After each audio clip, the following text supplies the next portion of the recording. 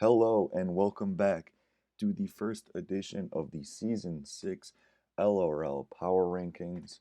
This is the preseason Power Rankings, and we did not do Power Rankings for Season 5. So after a year off, they are back. We're going to get started with Team 8. Somebody's got to be here, and it's going to be Team Nick Hamilton. He had the third pick in the draft and took Michael Dewan, who he may have been able to get on his second pick in the second round. He also went with Kyle Basil at that pick. Now, Nick Hamilton was one of the best players in the league over the first couple seasons. I believe he got hurt, and since he's only been 2-14 to have a career win-loss of 24-16. He did win the season 1 finals MVP and went to his season 2 finals as well. Michael Dwan is a season 3 champ with a win-loss of 21-25, and Kyle Basil is also a champion with the best career win-loss in LRL history at 24-8. I believe this is the first team of 3 champions that did not play together on their championship team. Now, the main problem I have with this team is it doesn't feel like there's a ton of scoring. I think Nick is going to have to be Superman to really win a number of games and maybe get this team into the play-in game, which would be the 5th seed. Mike Dewan has the most points he has since season 2 has only been 12, and he has only had one game with over 10 shots since season 2. Really the same deal with Kyle. He only has one career game over 20 points and is not going to be shooting the ball a ton, but this team may need them to do that. So they're probably going to need to combine for about 20 shots a game. Really feel like this team's floor is the 8th seed. It can't get any worse than that. But maybe their ceiling is high as a 4 seed if Nick Hamilton could really hit shots at an efficient rate and get both Dewan and Basil involved in the offense. So that takes us to Team 7, which is Team Keith. He had the 5th pick in the draft and took Dimitri and then took Michael Kopfer on the back end. Keith has only played 9 games, only played 1 season in the LRL. And then Dimitri and Michael have both played their fair share. Michael did win season 2 finals MVP. This team has a lot of balanced scoring. Michael's career points per game is about 17. So I don't know what to say about this team. There's a lot of uncertainty. We haven't seen Keith recently. Dimitri has not played much the last couple of seasons, only subbing. And Michael will admit he prefers to play on my court over PJ's. He's only shot 32% from the field in seasons 4 and 5, which were predominantly played at PJ's house. So again, a lot of uncertainty here. Overall, really balanced team. The scoring can be there. The defense can be there as well.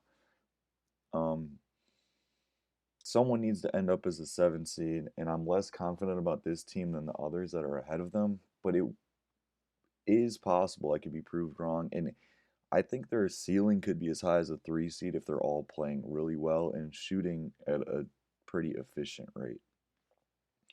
So moving on, Team 6 is Team Donnie. I hate picking against Donnie. I think Season 1's power rankings, I had him at like 9 or 10 out of the 11 teams, and he was a shot away from winning the NBA or LRL finals and being LRL finals MVP.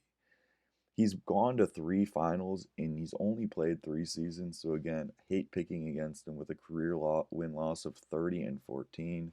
Tyler averages about 14 points per game, and his career loss is 14-18. And Derek, he's just more of a defensive player. He will get a few buckets under the rim, maybe a couple of jumpers, but he's only averaging 6 points per game in his 11 games, going 1-10.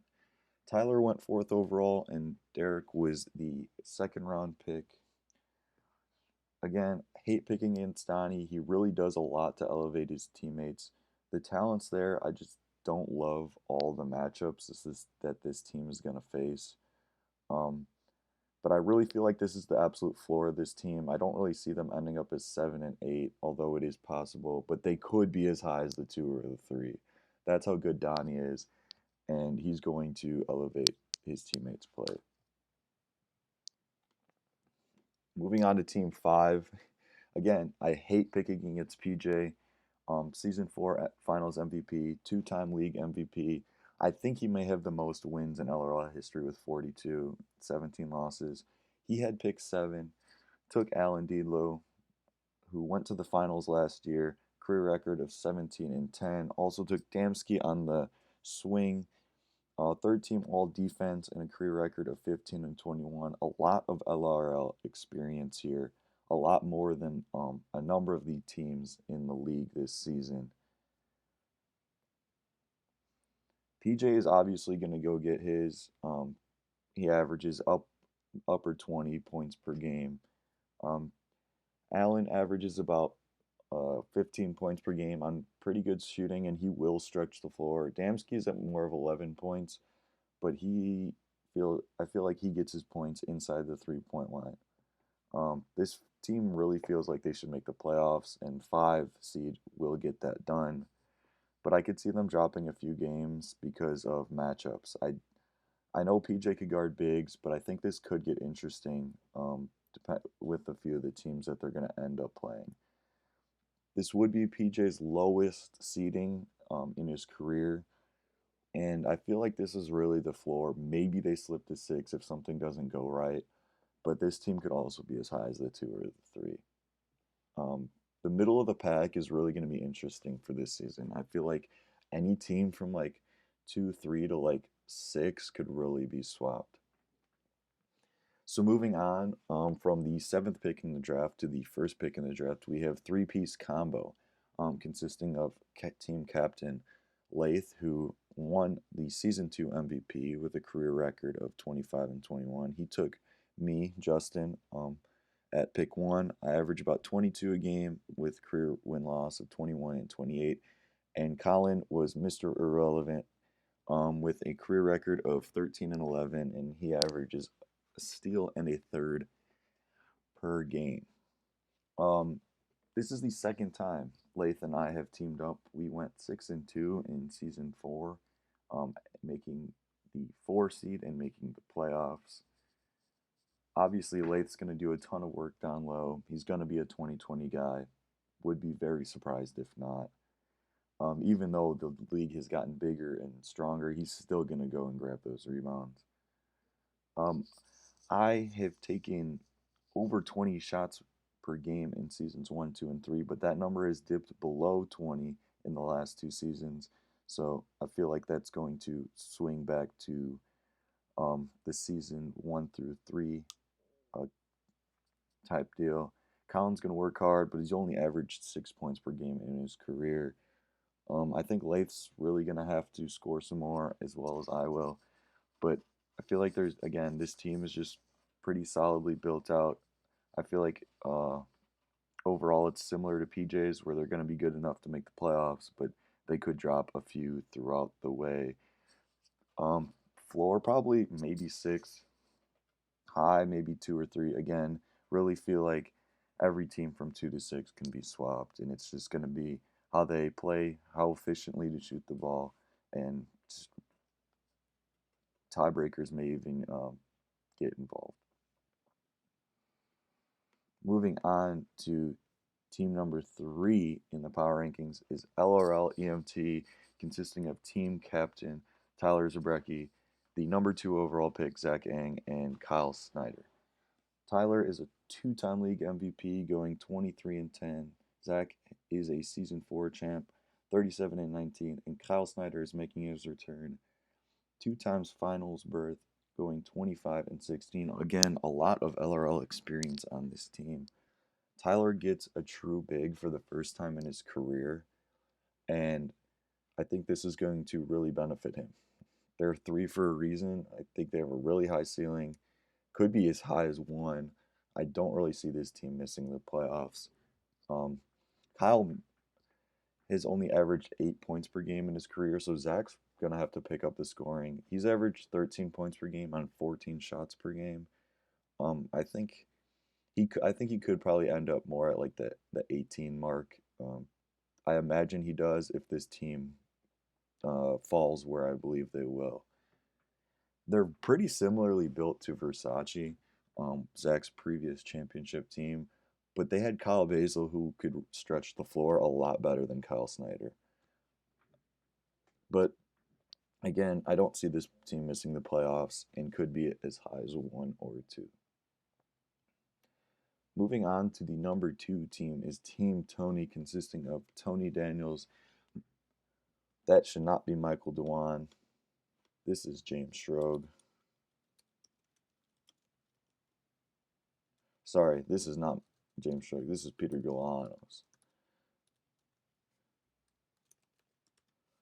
All right. James Schroeg was the first round pick on this team. He went fifth overall, and Peter, no, sixth overall, sorry, and Peter was taken in the second round. Tony is a season 3 finals MVP. Career loss of 21 and 20. Peters averaged 22 points per game in his 17 games, and James averaged almost 1.5 blocks per game, going 11 and 15 in his career. This is easily the most complete team Tony has ever played on, including his championship team, which is saying a lot. He really likes to have that second scorer so he could, catch his breath and gain a little energy back. James is a pretty big shot blocker and provides some offense as well. Really high ceiling with this team, especially with this much talent. Probably the second most talented team in the league. But I do think it depends on how shots are falling. Tony is a bit undersized, but obviously he's going to get his. I think this floor is a bit lower than some of the previous teams like LRL EMT. I think this team could be as low as a 6, but as high as the 2, maybe even the 1. I don't know. I think this team is pretty volatile, and it just depends on how the shots are falling. That leaves team number 1, the reigning defending champions, Sprink and Bink, consisting of Bryce Sham, season 5 Finals MVP Michael Cundiff, and Cooper Grappentine. Easily the most talented team in the league. Very diverse, very well rounded. The offense and defense are both there. They're champions for a reason. They're ending up at number 1 on the preseason power rankings for a reason. I feel like their ceiling is a repeat. I don't know how teams are going to match up with this team offensively. They each could get it done. They each get it done at a pretty good rate, and they're going to be tough to beat. I do see the possibility of this team dropping a few games just because of how the league's going to go. It's going to be tough to win every day. But I don't see them missing the playoffs. At worst, they're probably going to end up as a 4 seed, but I can see this team repeating, and it would be pretty possible for them to be the number 1 seed. That wraps up the first edition of the LRL Season 6 Power Rankings. We will begin playing games the following week, and please tune in for season or edition 2 of the Power Rankings, which will be next week.